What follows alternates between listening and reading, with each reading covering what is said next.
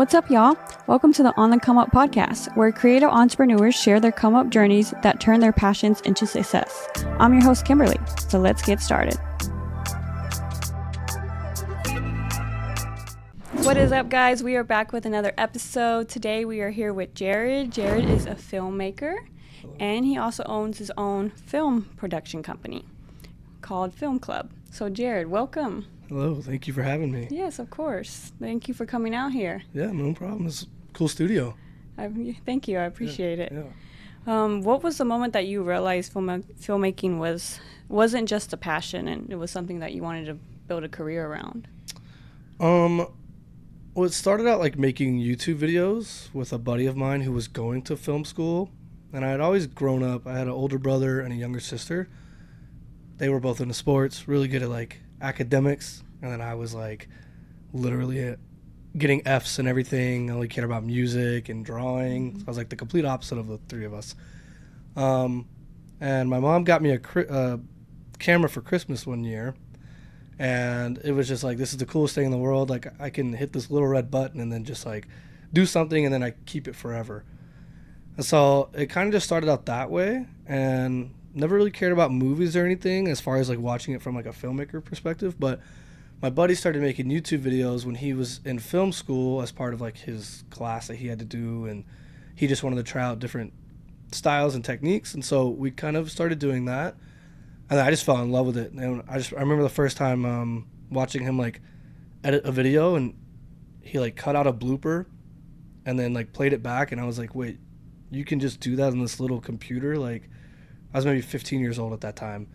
And I thought this was like only Hollywood, you know. I'm sitting there thinking you got to pull the string and cut it, do all this. And so when I saw that and how accessible it was just like there was no looking back. And so I probably did it for like the next 4 or 5 years just for fun, just practicing, just playing around. Didn't even know you could make money doing it, to be honest. I thought you had to be in like production, like Hollywood or whatever, to make money. I never heard of freelancing before. And so one year, some people that I was going to church with, they got married. They asked me if I wanted to film the wedding, and I was like, sure. So I went and I did it, and I watched a bunch of YouTube videos on how to film a wedding and all this stuff. And at the end of the night, they handed me like $100 bill. I was just doing it for fun. And then it was like that moment, I was like, wait, people will pay me to come out and film these things. And so that was on a Saturday. I went in that next Monday to my job and I quit. And I was just like, I'm just going to do this full time. This is way cooler than I was a maintenance man at a mobile home park. And so I was like, this is way cooler.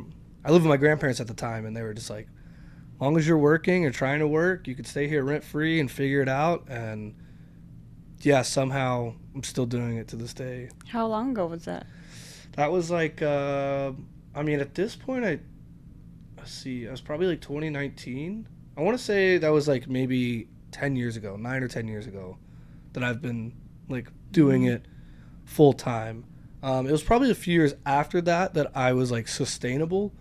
My wife was obviously making money, which helped, and we were like, it was just like a crazy time because like maybe after about a year of that, we got married, moved into a house. She was making like $15 an hour. Sometimes I was making like $300 a month, like one of those scenarios. And then it just kept growing and growing until it got to a point where it was just like, I now get to travel the world sometimes and like take on bigger jobs and stuff. And so, yeah, I mean, it's been like a long time in the making, but you know, when you do something you love, it doesn't feel like that. So yeah, I would say probably like professionally like 7 or 8 years now. Oh, wow. That's a long time. You're almost at a decade. I know, right? Which is crazy to think about. Like, it just does not feel like that. But yeah, when I start doing the math, I'm like, dude, I've been doing this for so long. Or it feels like it, at least, in comparison. So, yeah, I love it. So I mainly do esports now and stuff, and accidentally fell into that through like a Craigslist ad. It's just like been a wild thing. You just like, you don't really know what's going to happen. You're just kind of trusting that it's going to happen. And then it just, one thing after another, the pieces keep lining up. And every year I think, well, maybe this is the year that it stops working and I go get a big boy job or whatever you want to call it. But it just keeps sustaining. So how do you decide like which stories are like worth telling? Is it all clientele build, or do you do other things like you think of any ideas? Yeah, that's a great question, actually. I think a lot of the times right now, majority of it is like what someone hires me to do.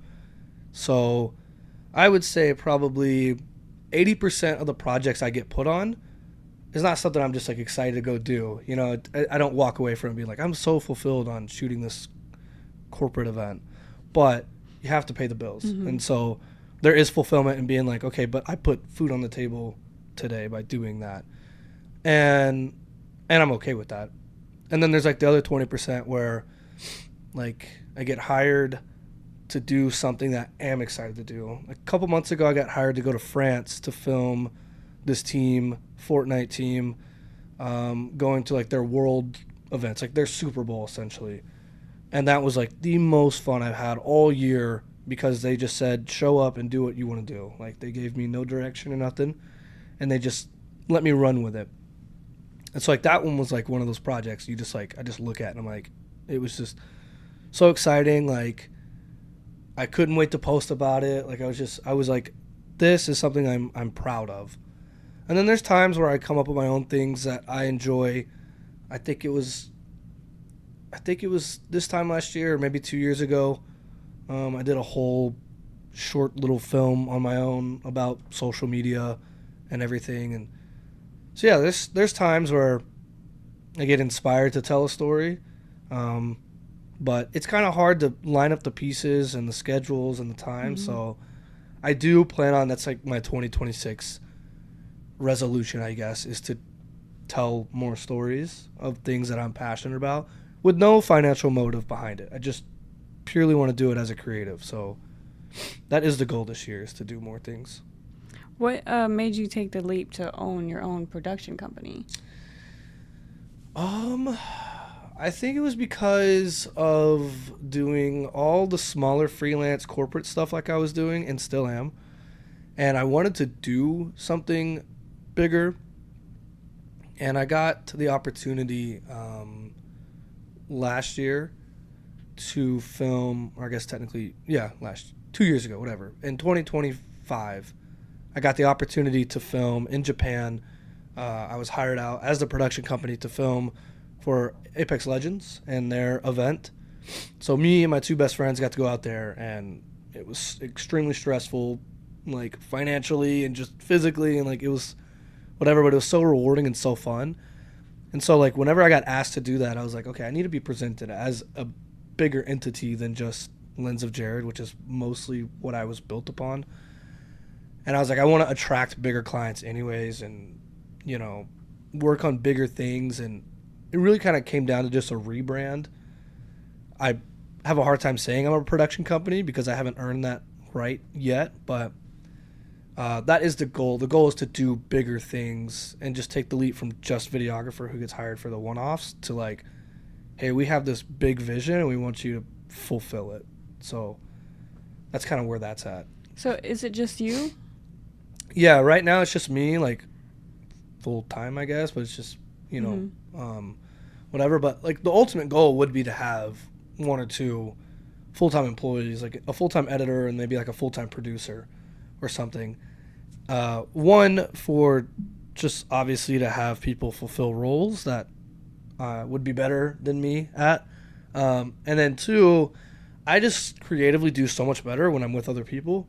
And so I'd love to have somebody who's just as passionate as me as to build a company, to have ideas, to have a vision, to just shoot things because it could be cool, and just pursue that. But as of right now, I just don't have the mental capability to bring someone on and be like, yeah, I'm going to pay your bills every month. So that's the goal, but who knows what will happen or how long it will take to happen. So when people hire you, are they going through you, like, or are they going through the production company? Technically through the production company. I've been like slowly phasing over. There's still a few clients that I've just had that just stick with Lens of Jared, but it's all kind of under the same umbrella at this point. And I just don't want to have to explain to them like, oh, it's still me, but it's, you know, it's this whole thing. So it's just easier just to do what we've been doing. What's your approach to storytelling when the project is mainly like client driven? I very much like dramatic, and I like ups and downs. I like something to feel. I like it to subvert your expectation. If I'm trying to tell a sad story, I like to set it up like it's a happy thing, and then just kind of like, sideswipe you with it's not a happy thing, because I think it just that initial impact just kind of draws you in. So I don't know. I really am like learning what my style is when it comes to storytelling, and I noticed that like I always like to give you the end of the story at the beginning to let you see how it gets to that point, and then when you get to the ending, fleshing out after. I do that with a lot of like esport documentaries I shoot. I love showing off the failure or whatever, and then here's the lead up to it. I saw it in like a Mission Impossible movie years ago, and I thought it was so clever, because the whole time I'm like, how did we get to there from here? And so I've kind of just stolen that. But yeah, when it comes to just like telling the story, it just kind of depends on what story I'm telling. Right now I have an idea. I'm very like, I've started to learn like anti-consumerism. Just started to learn like, everything's a subscription and like all this stuff, and I've started to kind of resent it more and more, and it's like this movement to analog, notebooks and MP3 players again, the way we grew up. And so I think my next story I want to tell is like finding like a music store, like a traditional like mom and pop's music store, and like filming them and what it's been like through AI and Spotify, and how do you continue to pay the bills when for like $10 a month someone can have unlimited music or whatever. So and how they just have seen it like shift, and how it's shifting back and all this. And so yeah, like I think that's going to be my next like personal endeavor. Tell me about, so I noticed you fairly post on YouTube, right? So you have like a YouTube channel. Yeah. What is your like niche with the YouTube channel? So that is very much behind the scenes of all the shoots I do. And it was inspired by another YouTuber named David Moorfield. And when I went back into freelancing, because I left freelancing to go work full-time as a filmmaker or whatever for an esport org in Utah. I did that for like 2.5, 3 years. And when we moved back from Utah to come here, re-entering the freelance scene after a few years was like, okay, what am I doing? Now we have a baby, like all these things. It was just like, there's so much more to this to figure out. And my buddy was like, there's a small YouTuber named David Moorfield. He pretty much just vlogs like the jobs he goes on, talks about the jobs he gets, how he got them, all this stuff. And so I want to say at the time he had like, I don't know, 60, 70 plus videos.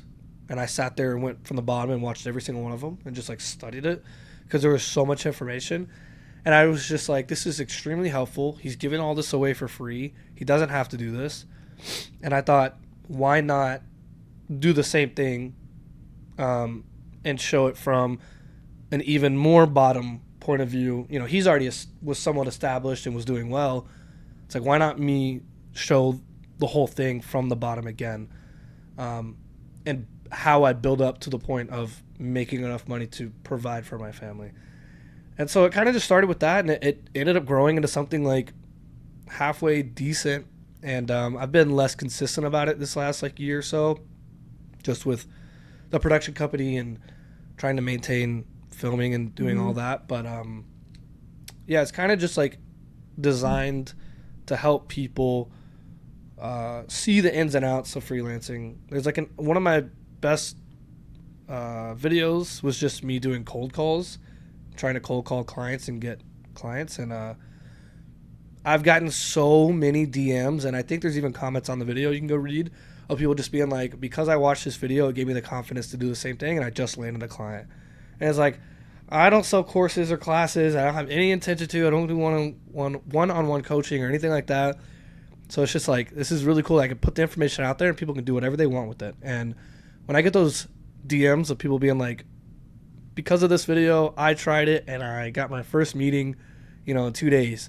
It's just like, this is so cool. Like, everybody can eat. Mm-hmm. So the design of the YouTube video is just to show the ins and outs, the ups and downs, the whole process. I literally try to be as fully transparent as I can. I talk money. I talk just whatever, how I get clients, where I found the client, what I said to the client to book them, even down to just like, hey, I screwed up and lost a client because of this.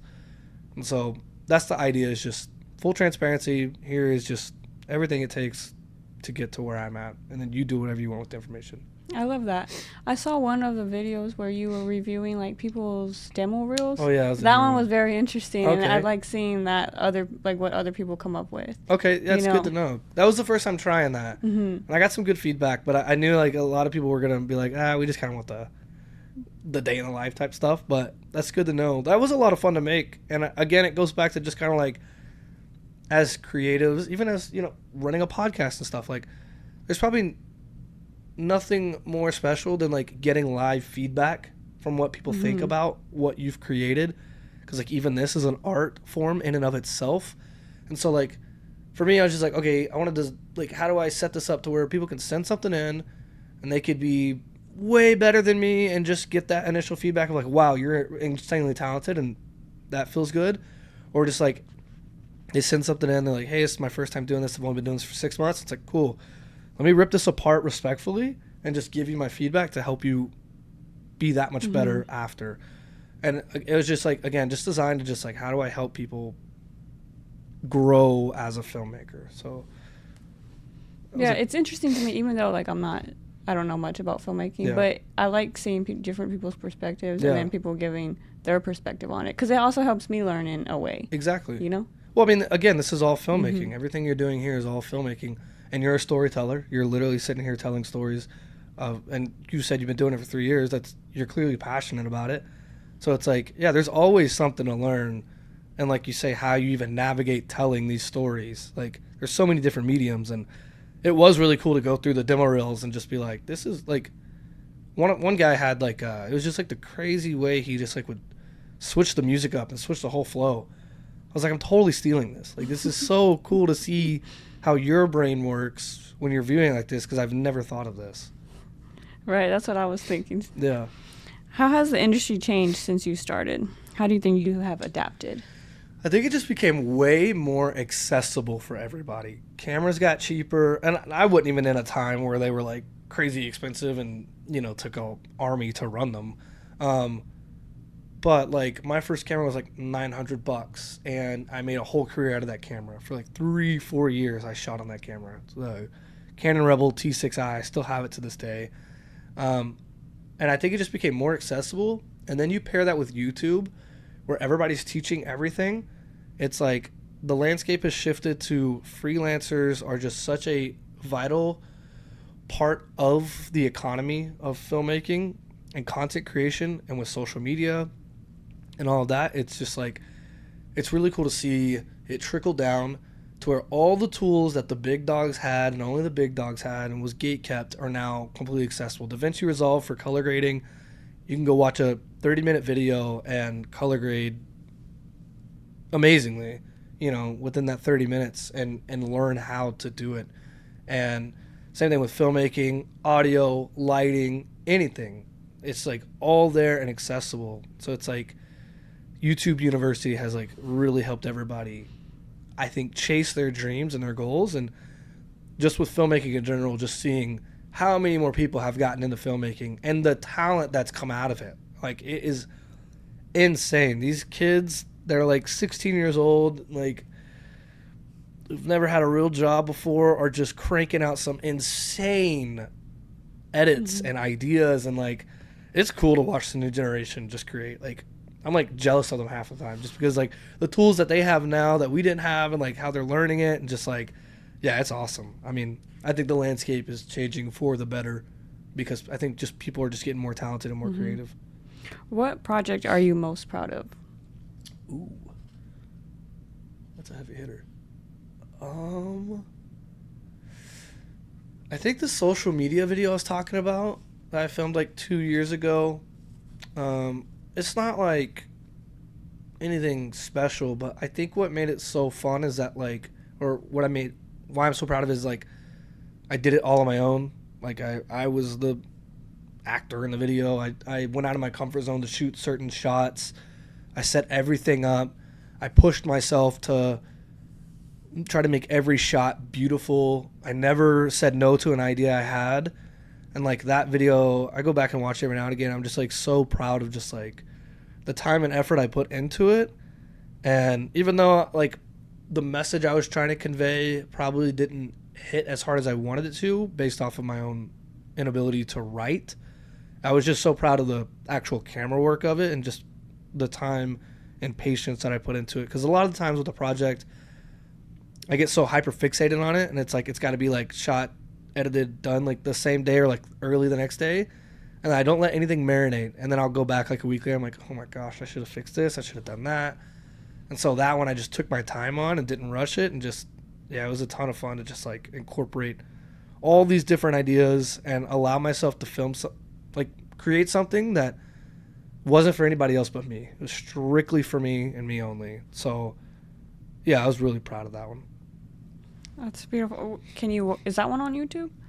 Yeah, it's called Social Media is a Liar. It's like probably like 2 years ago or something. But yeah, if you just type in Social Media is a Liar, it's like, I think a 5-minute video. And I was just trying to incorporate the idea of just like, we all like aren't so invested in social media and how it like changes the way we look at ourselves and think of ourselves, and how we're supposed to be like the most connected ever in society, but like it's just not true. Like you get on a plane or a train or whatever, and it's just everybody on their phone. Like I love communicating with people, like talking, having real discussions, and I made that out of frustration that I never could find anybody to have good discussions with. Everybody was just like sifting through their phone and stuff. So yeah, that's what it's kind of about. Mm-hmm. If you could go back and give yourself one piece of advice, what would it be? It's cliche, it's generic, but it's genuinely just make what you want to make for yourself. Like, don't worry about what everybody else is saying and thinking. And again, we hear this 1,000 times, and it's like it just takes us so long to figure it out for ourselves. And I still battle with it today, but I'm getting better at just like, there's like a freedom that comes with just not caring so much about what people think. And I think for me, when it finally clicked, was like, if people care that much about what I'm doing to make fun of me or laugh at me, why in the world do I give them any of my energy or attention to begin with? There were friends in my life that doubted me when I went into freelancing, and they straight up told me to my face years later, like, you know, hey, we're proud of you now, but I remember when you quit your job, we thought like, oh, this is not gonna happen. And it's like, that's crazy, like, whatever. And then I've had people that, you know, don't have any care in the world for filmmaking go, I watch every single vlog, you know, for you, I like it, whatever. And it's just like these like people who put the proper time and respect to what you're doing and what you love. And yeah, it took me a while to just like even put myself out there in the way that I do now. Before, like if you go back to the old vlogs, you can even see the way I like kind of talk to the camera and things. Like it's just like this constant like thinking of how are people going to perceive this when I put it out, to now it's like you get what you get. Like whatever you see in the vlog is, if you met me in Walmart, it's just, you're just going to get the same person. Like I'm just going to be me. And I've just learned that's just, people will gravitate towards you for that just so much better. Like people will be attracted to that because we know when people are faking it. And so, yeah, I think my biggest piece of advice is like, you're going to get so much farther and faster when you just do you. And that's it. Yeah, I love that. Yeah. I have a hard time, like, you know how people like will make videos and talk to their the camera. I have like on the phone. I have a hard time doing that. I don't know why, but it's like something when it's like I'm holding up my phone talking to it and then I'm gonna go and post it. I don't know. It's like I get so much in my head that I'm not comfortable with talking to like the camera, like my phone, and then posting it. It is interesting. Like I just helped my wife the other day film a video, and when I saw her struggling, I was like, just say it. And she's like, she would stumble, or like as soon as she'd start talking, she'd freeze.